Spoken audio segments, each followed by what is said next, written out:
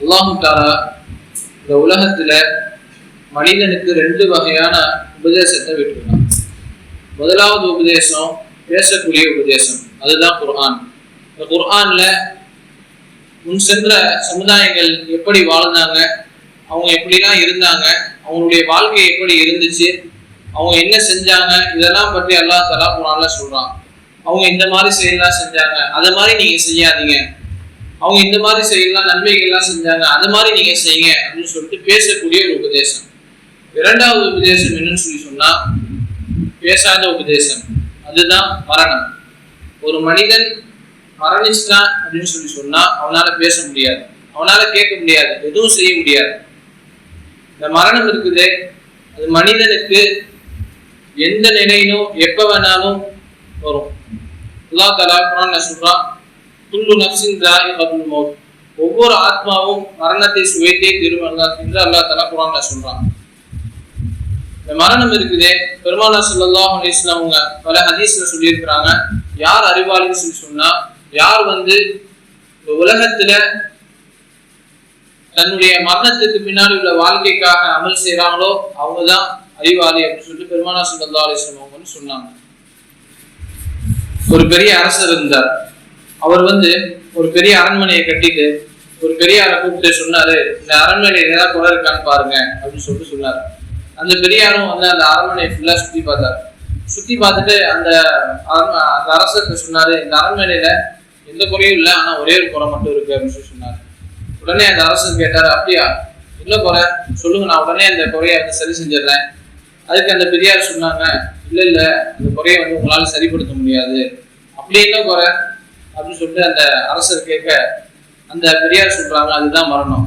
நீங்க மரணிச்சிட்டீங்கன்னு சொல்லி சொன்னா நீங்க கட்டின அரண்மனை அனாதையாக, நீங்க இருக்கிற வரைக்கும் தான் இந்த அரண்மனை உங்களுக்கு இருக்கும். நீங்க நிரந்தரமா இருந்தீங்கன்னு சொல்லி சொன்னா இந்த அரண்மனை குறை இல்லாம இருக்கும். ஆனா நீங்க என்ன செஞ்சிருவீங்க, ஒரு நாள் கண்டிப்பா மூத்தாயிருவீங்க. அதனால இந்த அரண்மனை என்ன இருக்கு, ஒரு குறை இருக்கு அப்படின்னு சொல்லி அந்த பெரியார் சொன்னாங்க. மனிதர்கள் இந்த உலகம் வேணும்னு சொல்லிட்டு ஆசைப்படுறாங்க. ஆனா இந்த உலகம் மனிதர்கள்ட்ட வர்றதுக்கு முன்னாடி வரைக்கும் தான் அந்த மனிதர்களுக்கு நிம்மதி இருக்கும். இந்த உலகம் மனிதர்கள்ட்ட வந்துச்சு அப்படின்னு சொல்லி சொன்னா மனிதன்கிட்ட நிம்மதி இருக்காது.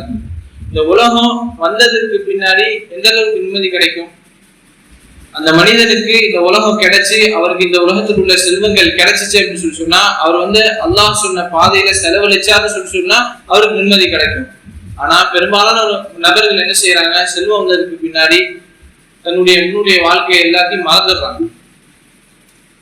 மனிதன் 4 அடிப்படையான விஷயத்தை விலகிட்டான்னு சொல்லி சொன்னா அவன் மௌத்தை பத்தி பயப்பட தேவையில்லை.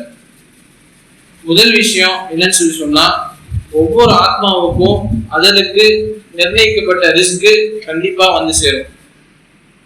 ரிஸ்க்னு சொல்லி சொன்னா அரபியில மனிதன் பிறந்ததுல இருந்து அவன் இறக்குற வரைக்கும் எதெல்லாம் அவனுக்கு தேவையோ அது எல்லாமே அவனுக்கு கிடைக்கும், அதுதான் ரிஸ்க்.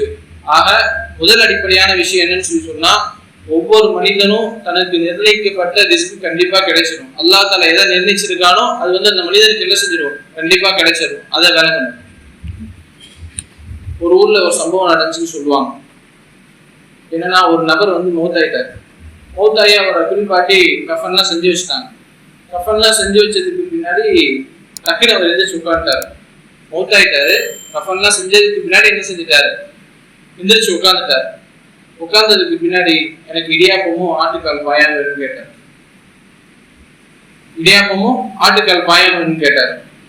உடனே அந்த மௌத்தானார்ல அவருடைய மருமகன் இடியாப்பம் கடை வச்சிருக்காரு. உடனே அவர் என்ன செஞ்சாரு, பைக்ல போய் இடியாப்பத்தையும் ஆட்டுக்கால் பாயாவே எடுத்துட்டு வந்தாரு. எடுத்துட்டு அந்த நபர் யார் மறந்துச்சிட்டாரோ அவர் எழுந்திரிச்சு சாப்பிட்டாரு. சாப்பிட்டு முடிஞ்சதுமே திரும்பி படுத்துட்டாரு. திருப்பி பேச்சு முடிச்சிடல. இந்த சம்பவம் எதுக்கு சொல்ல வரணும்னு சொல்லி சொன்னா அப்போ அந்த நபருடைய ரிஸ்க்ல என்ன எழுதியிருக்கு, இடியாப்பமும் பாயாவும் ஆட்டுக்கால் பாயாவும் அவருடைய ரிஸ்க்ல எழுதியிருக்கு. அவர் மரணிச்சதுக்கு முன்னாடி என்ன செஞ்சிருக்காரு, திருப்பி எந்திரிச்சு சாப்பிட்டிருக்காரு. முதல் அடிப்படை என்னன்னு சொல்லி சொன்னா ஒரு மனிதனுக்கு நிர்ணயிக்கப்பட்ட ரிஸ்க் கண்டிப்பா சேரும். இது முதல் அடிப்படை. இரண்டாவது அடிப்படை என்னன்னு சொல்லி சொன்னா மரணத்தினுடைய நேரம். மரணத்துடைய நேரம் மனிதன் யாருக்கும் தெரியாது. ஏன் அல்லாஹ் தஆலா இதை மறைச்சு வச்சிருக்கான்? ஒரு கால் மரணத்துடைய நேரத்தை அல்லாஹ் தஆலா மனிதனுக்கு சொல்லிட்டான்னு சொல்லி சொன்னா இந்த மனிதன் ஆஹா நமக்கு மரணம் வரப்போகுது, நம்ம நாளைக்கு மௌத்தாயிடுவோம், நம்ம ஒன்றும் கொஞ்ச நாள்ல மௌத்தாயிடும்னு சொல்லிட்டு மனிதன் என்ன செய்வான், அதே கவலையில இருந்துட்டு இருப்பான். அதே மாதிரி மரணக்கூடிய நேரத்தை வந்து அல்லாஹ் தஆலா மனிதனுக்கு கற்றுக் கொடுத்துட்டான்னு சொல்லி சொன்னா, தெரிய வச்சுட்டான்னு சொல்லி சொன்னா, மனிதன் என்ன செய்வான், நமக்கு தான் ஒண்ணு இவ்வளவு நாள் இருக்குல்ல, நம்ம கடைசி காலத்துல என்ன செஞ்சுக்கலாம், அமல் செஞ்சுக்கலாம். ஆரம்பத்துல நம்ம எவ்வளவு நாள் பாவம் செஞ்சுக்கலாம், நம்ம கடைசி காலத்துல என்ன செஞ்சுக்கலாம், அமல் செஞ்சுக்கலாம். மனிதன் என்ன செய்வான், அமல்கள்ல வந்து அசால்ட் ஆயிடுவான். அதனால அல்லாஹ் தஆலா என்ன செஞ்சிருக்கான், மரணக்கூடிய நேரத்தை மறைச்சு வச்சிருக்கான். ரெண்டாவது அடிப்படை என்ன சொல்லி சொன்னா மரணத்தினுடைய நேரம். மூணாவது அடிப்படை என்னன்னு சொல்லி சொன்னா, எந்த காரணத்தினால அவனுக்கு மரணம் வரும், எந்த காரணத்தினால அவனுக்கு மரணம் வரும். ஒரு மகனும் ஒரு தந்தை இருந்தாங்க. தந்தை அந்த ஊர்ல வந்து காலரா நோய் பரவிட்டு இருந்துச்சு. பரவிட்டு இருந்தப்போ அந்த மகன் என்ன செஞ்சாரு, அந்த ஊரை விட்டு கிளம்பிட்டாரு. அப்போ வந்து தந்தை சொன்னாங்க, நீ வந்து ஊரை விட்டு போகாதப்பா, இங்கே இருப்பா அப்படின்னு சொன்னதுக்கு அந்த மகன் வந்து என்ன செஞ்சாரு, இல்ல இல்ல இந்த ஊர்ல இருந்தா நானும் காலரால மௌத்தா போயிடுவேன் அப்படின்னு சொல்லிட்டு என்ன செஞ்சாரு, ஊரை விட்டு கிளம்பி போயிட்டாரு. கிளம்பி போய் ஒரு மரத்துக்கு அடியில் என்ன செய்யறாருன்னா உறங்குறாரு, கொஞ்சம் ஓய்வு எடுக்கிறாரு. ஓய்வு எடுக்கும் போது ஒரு பாம்பு வந்து என்ன செஞ்சது, அவர் கொட்டிடுது. அவர் பாம்பு வந்து கொட்டி என்ன ஆயிடுது, அவர் மௌத்தாயிடுறாரு. இப்போ இந்த இடத்துல அவருக்கு வந்து அல்லாஹ் தஆலா என்ன நிர்ணயிச்சிருக்கான், அவர் வந்து காலராவெல்லாம் மௌத்தாக கூடாது, அவர் என்ன எதால மௌத்தாகணும், பாம்பு குட்டி மௌத்தாகணும் அப்படின்னு சொல்லிட்டு அல்லாஹ் தஆலா நிர்ணயிச்சிருக்கான். அல்லாஹ் தஆலா ஒரு மனிதனுக்கு இந்த காரணத்தினால மௌத்தாகணும் அப்படின்னு சொல்லி சொன்னா அவனுக்கு அந்த காரணத்தை அல்லாஹ் தஆலா ஏற்படுத்துவான். ஒரு மனிதனுக்கு இந்த ஊர்ல மரணம் ஏற்படக்கூடாது, வேற ஊர்ல தான் மரணம் ஏற்படணும் அப்படின்னு சொல்லி இருந்தா அல்லாஹ் தஆலா என்ன செய்வான், அவர் வேற ஏதோ ஒரு வேலைக்காக அவர் என்ன செய்வான், அந்த ஊருக்காக போவான். ஆக மூணாவது அடிப்படை என்ன சொல்லி சொன்னா, மனிதன் எந்த காரணத்தினால மௌத்தாவான் யாருக்கும் தெரியாது.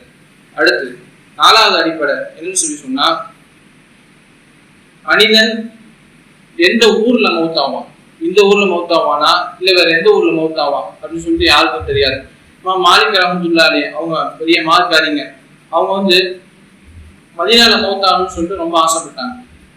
அவங்க வந்து எந்த நபி ஸல்லல்லாஹு அலைஹி வஸல்லம் அவங்க மேல கடுமையான பிரியம் வச்சிருந்தாங்க. அதனால மதீனாலே நான் மௌத்தாயிரணும்னு சொல்லிட்டு ஆசைப்பட்டாங்க. அவங்களுக்கு வந்து என்ன ஆசை, நம்மளுடைய மரண நேரம் தெரிஞ்சிச்சுன்னு சொல்லி சொன்னா நம்ம என்ன செய்யலாம், மக்காவுக்கு போய் நம்ம கல்வியை நம்ம வந்து கற்றுட்டு வந்துடலாம் அப்படின்னு சொல்லிட்டு அவங்களுக்கு ஆசை. அப்போ வந்து மாலிக் ரஹ்மத்துல்லாஹி அலைஹி தூங்கிட்டு இருக்கும்போது நபி ஸல்லல்லாஹு அலைஹி வஸல்லம் அவங்கள்ட்ட வந்து கனவுல பாக்குறாங்க.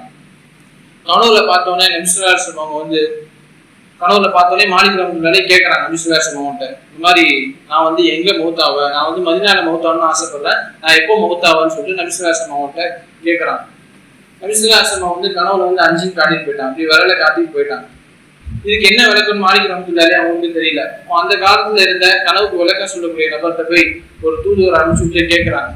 அப்போ வந்து அந்த தூதுவர் சொல்றாரு, நபி ஸல்லல்லாஹு அலைஹி வஸல்லம் வந்து இந்த 5 கொண்டு என்ன நாடுறாங்கன்னு சொல்லி சொன்னா 5 விஷயம் இருக்கு, அந்த 5 விஷயம் யாருக்கு மட்டும்தான் தெரியும், அல்லாஹ்க்கு மட்டும்தான் தெரியும், வேற யாருக்கும் தெரியாது அப்படின்னு சொல்லிட்டு அந்த கனவுக்கு விளக்கம் சொல்றாங்க. அது அல்லாஹ் தஆலா குர்ஆன்ல சொல்றான், இன்னல்லாஹ இன்தஹு இல்முஸ் ஸாஅ, கியாமத் எப்போ வரும்னு தெரியாது, வயுனஸிலுல் கைஸ், எப்போ மழை வரும்னு தெரியாது, வயஅலம் மா ஃபில் அர்ஹாம், வயிற்றுல என்ன குழந்தை இருக்குன்னு யாருக்கும் தெரியாது, ஆண் பிள்ளை வருதா பெண் பிள்ளை வருதா, அதே மாதிரி அந்த நஃப்ஸ் வந்து எப்போ மரணிக்கும் தெரியாது, எந்த ஊர்ல மரணிக்கும் தெரியாது.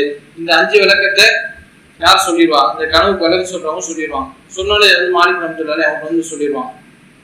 ஆஹா, இந்த 4 அடிப்படையை மனிதன் வந்து விளங்கிட்டான்னு சொல்லி சொன்னா மனிதன் வந்து என்ன செய்ய தேவையில்ல, மரணத்தை பயப்பட தேவையில்லை.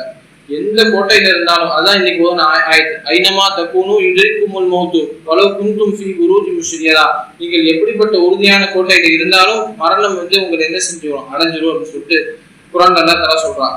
இந்த ஆயத்துக்கு கீழே மாரிஃபு குர்ஆன் என்ற தஃப்சீர்ல விரிவுரை எழுதுறாங்க.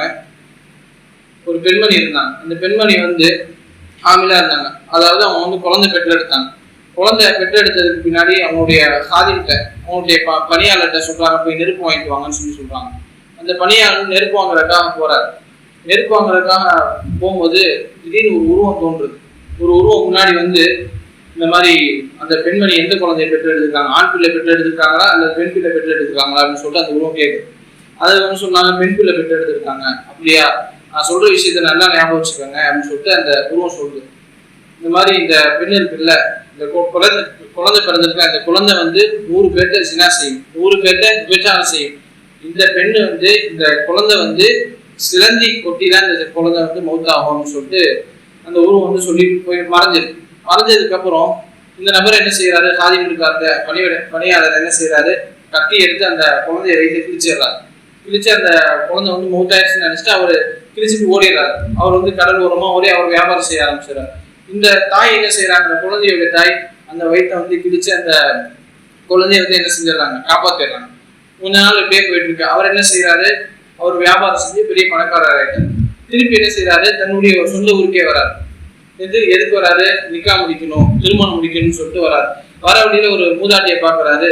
இந்த மாதிரி நான் வந்து நிக்கா செய்யலான்னு இருக்கேன், எனக்கு வந்து ஒரு அழகான பெண், அந்த மாதிரி பெண்ணு வேற எங்கேயுமே இருக்கக்கூடாது, அந்த மாதிரி பெண்ணு இந்த ஊர்ல அந்த பெண்ணு தான் அழகு, அதோட வேற எந்த பெண்ணும் அழகா இருக்கக்கூடாது, அந்த மாதிரி ஒரு பெண்ணை நீங்க சொல்லுங்க அப்படின்னு சொல்லிட்டு அந்த மூதாட்டிட்ட வந்து கேட்கிறாரு. அந்த மூதாட்டி என்ன சொன்னாங்க, இந்த மாதிரி ஒரு பெண்ணு இருக்கா, அந்த மாதிரி பெண்ணு வேற எங்கேயுமே கிடைக்க மாட்டா, அந்த மாதிரி பெண்ணுடைய அழகு வேற யாருக்கும் கிடையாது, அதனால நீங்க என்ன செஞ்சீங்க, அந்த பெண்ணை நிக்கா செஞ்சுக்கங்கன்னு சொல்லிடுறாங்க. அதே மாதிரி அந்த நபர் வந்து என்ன செய்யறாரு, அந்த பெண்ணை நிக்கா செஞ்சாரு. நிக்கா செஞ்சதுக்கு பின்னாடி அந்த பெண் வந்து இவர்கிட்ட கேட்கறாங்க, எதான் நீங்க வந்து ஊரை விட்டு போனீங்க அப்படின்னு சொல்லி கேட்கும்போது அந்த பெண்ணு சொன்னாங்க, அந்த நபர் சொல்றாரு, இந்த மாதிரி நான் வந்து குழந்தை பிறந்துச்சு, இந்த மாதிரி நடந்த சம்பவத்தெல்லாம் சொல்றாரு. இந்த மாதிரி எனக்கு முன்னாடி உருவம் தோணுச்சு, இந்த மாதிரி 100 பேர்கிட்ட சினா செய்யணும்னு சொல்லிச்சு, அதனால அந்த வயிற்றை கிழிச்சுனா என்ன செஞ்சேன், ஓடிட்டேன்னு சொல்லி சொல்லும்போது, அப்படியே அந்த பெண்ணு தான் நான் சொல்லிட்டு அந்த குழந்தை இருக்கு இல்லையா, அந்த குழந்தை தான் வளர்ந்து இவருக்கு ஒரு மனைவியா வந்திருக்கு.